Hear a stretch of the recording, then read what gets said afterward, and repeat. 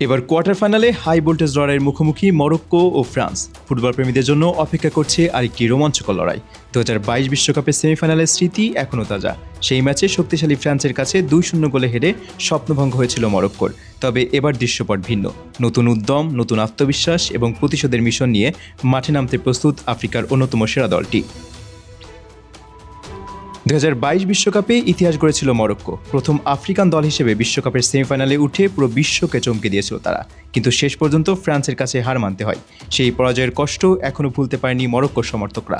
তাই এবার কোয়ার্টার ফাইনালের এই ম্যাচকে শুধু একটি নকআউট ম্যাচ নয়, বরং প্রতিশোধের সুযোগ হিসেবেই দেখছেন সবাই। অন্যদিকে ফ্রান্সও দারুণ ছন্দে রয়েছে। বিশ্ব চ্যাম্পিয়ন হওয়ার অভিজ্ঞতা এবং বড় ম্যাচ খেলার মানসিকতা তাদের অন্যতম শক্তি। আক্রমণ ভাগের গতি, মাঝমাঠের নিয়ন্ত্রণ এবং রক্ষণ ভাগের দৃঢ়তা, সব মিলিয়ে ফ্রান্স আবারও শিরোপার অন্যতম দাবিদার। মরক্কোর সবচেয়ে বড় শক্তি তাদের সংগঠিত রক্ষণভাগ। অন্যদিকে ফ্রান্সের শক্তি তাদের তারকাবহুল স্কোয়াড। ম্যাচের যে কোনো মুহূর্তে একজন খেলোয়াড়ই ম্যাচের চিত্র বদলে দিতে পারেন। বড় ম্যাচে চাপ সামলানোর অভিজ্ঞতাও ফ্রান্সকে এগিয়ে রাখে।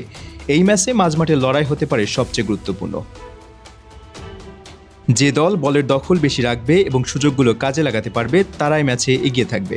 মরক্কো চাইবে রক্ষণ শক্ত রেখে দ্রুত কাউন্টার অ্যাটাকে গোলের সুযোগ তৈরি করতে, আর ফ্রান্স চেষ্টা করবে শুরু থেকেই আক্রমণাত্মক ফুটবল খেলতে।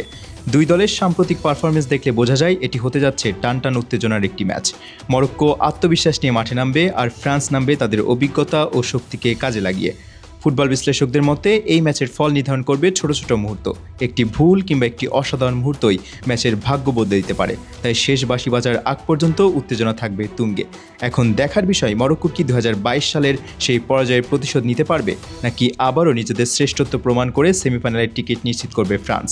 আপনার মতে এই ম্যাচে কে জিতবে, মরক্কো নাকি ফ্রান্স? আপনার স্কোর প্রেডিকশন অবশ্যই কমেন্টে জানাতে ভুলবেন না। আর ফুটবল বিশ্বকাপের সর্বশেষ খবর পেতে আমাদের সঙ্গে থাকুন।